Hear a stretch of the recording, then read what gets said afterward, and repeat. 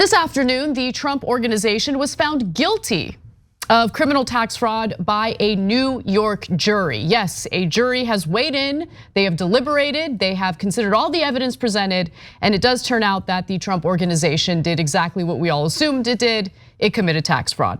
Now, first, some background to understand this case and this trial. The Trump Organization was indicted in June of 2021 for alleged tax fraud based on allegations that the company devised and operated a scheme to defraud, I should say, to defraud tax authorities by paying executives through gifts and other off-the-books compensation and then not paying taxes on it, particularly the CFO, the Chief Financial Officer, Alan Weisselber, who was also indicted and already pleaded guilty before the trial.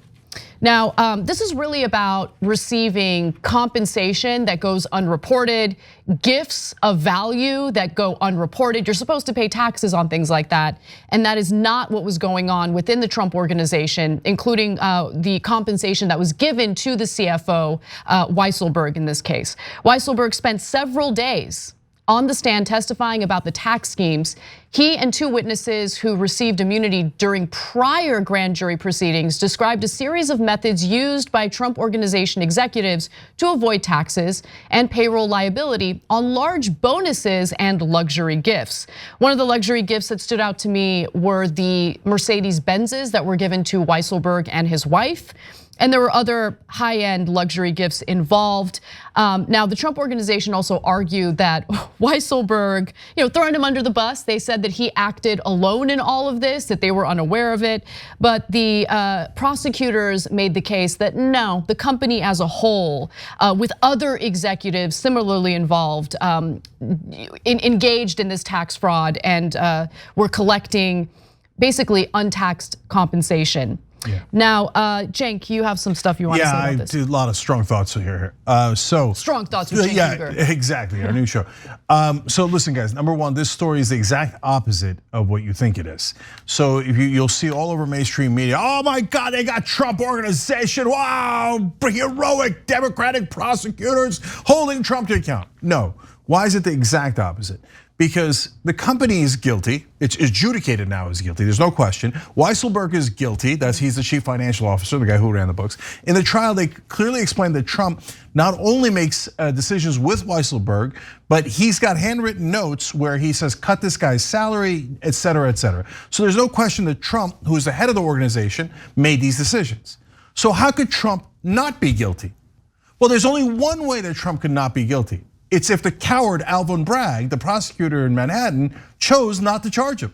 Now, why would you choose not to charge him? If his organization is guilty, his CFO is guilty. By the way, Michael Cohen, his top fixer, is the one that exposed us, and he's guilty, and he's already gone to prison. Everyone is guilty except Donald Trump. So this is not actually prosecuting Trump. It's a cover-up for Trump, and done by Democrats. And now you'll see with your own eyes, because the story just broke, complicit with mainstream media, which will now pretend that there was accountability for Trump when the exact opposite happened. That's exactly right. This was not a Trump trial. This was a trial of the organization and of Alan Weisselber.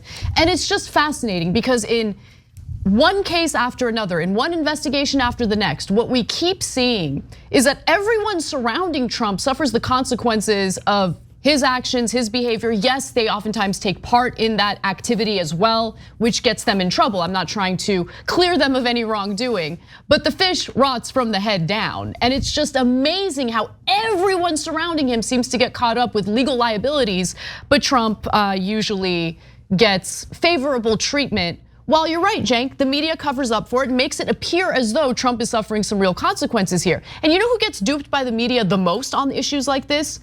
Donald Trump, who should be looking at this story and honestly giving himself a pat on the back for getting away with murder over and over again. But instead, he thinks like prosecutors are raining terror on him. I want to read you his response to this outcome on Truth Social. He wrote, Murder and violent crime is at an all-time high in New York City, and the district attorney's office has spent almost all of its time and money fighting a political witch hunt for DC against Trump over fringe benefits, something that in the history of our country has never been so tried in court before. 2 weeks at trial, yet no murder case has gone to trial in 6 years. I don't know if that's true, by the way. Of course, everything he says is a lie. Yeah. Ignore but he's just completely losing it. You weren't the person who stood trial, even though you should have been the person who stood trial. Your CFO is the person you threw under the bus. He was the person who was prosecuted. He's the person who's suffering the ramifications of that. I don't think that's exactly right. So let me just say one quick thing about the throwing under the bus that's related to all this. First of all, Trump yet again with an accidental great tactic, which is cry, cry, cry. And the more he cries, and he does it because he's a child and he can't help himself, and he's emotionally unwell, right? But it winds up being a great advantage because the Democrats are like, oh no, somebody's crying. Oh my God, but we have upset our opponent. We're so sorry, Donald. Alvin Bragg is crawling around on the floor trying to find a way to appease this baby. You got away with it, you idiot. Let it go, but of course he won't. But the part about him throwing Weisselber under the bus, that one he does mean, and it's just tactical. He's not actually throwing Weisselberg under the bus. That's why. But telling prosecutors that Weisselberg acted alone? No, I know, but Weisselberg has agreed to that. Weisselberg did not turn on Trump. He never turned on Trump. What a good boy. What a good boy. And so this is where Weisselberg throws himself under the bus. Congratulations, good job. And says, I'll take the hit. That's why this is a terrible, disastrous story of complete failure on the part of the criminal system, justice system.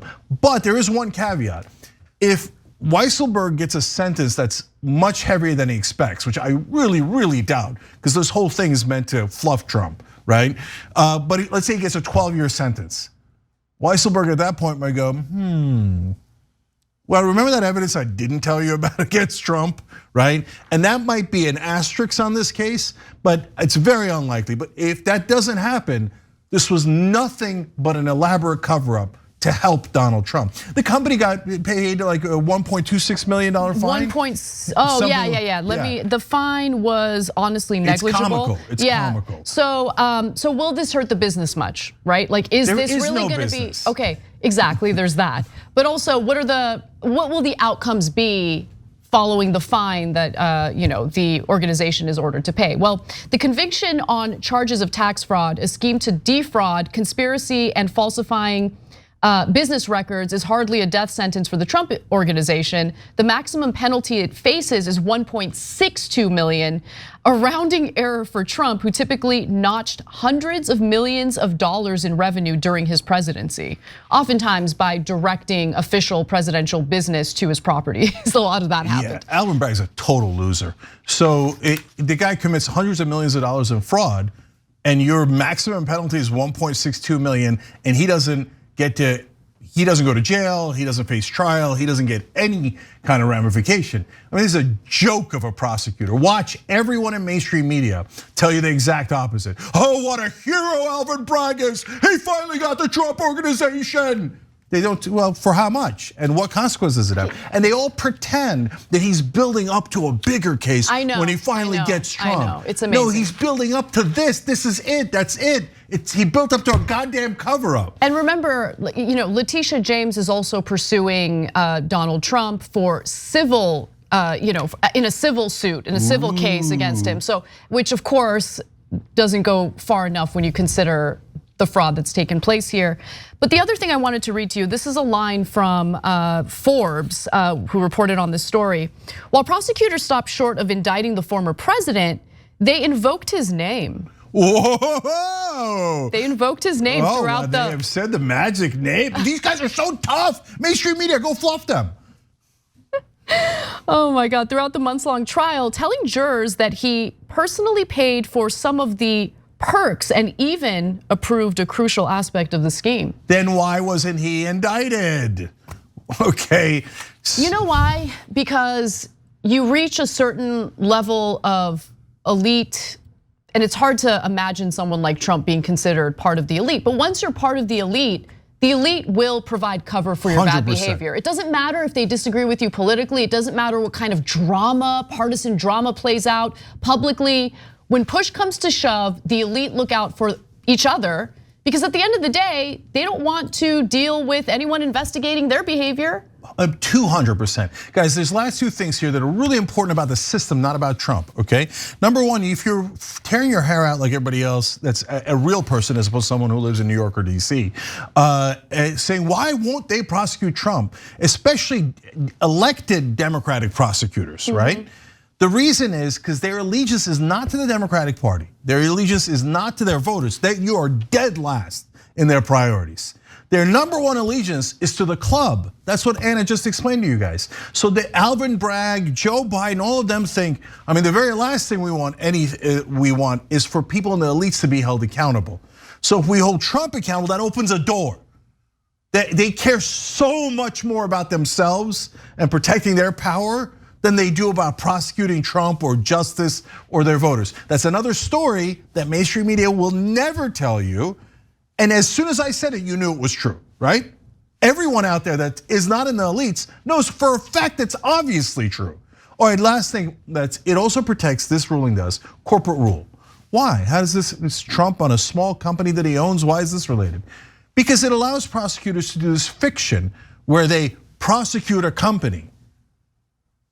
There's a human being running the company, but somehow the company is found guilty, which means absolutely nothing other than a minuscule microscopic fine. It means nothing, right? The company doesn't go to jail, the company is not shut down, there are no consequences, right? And what it does is it appears to be a prosecution, but it actually protects the people running the company from prosecution.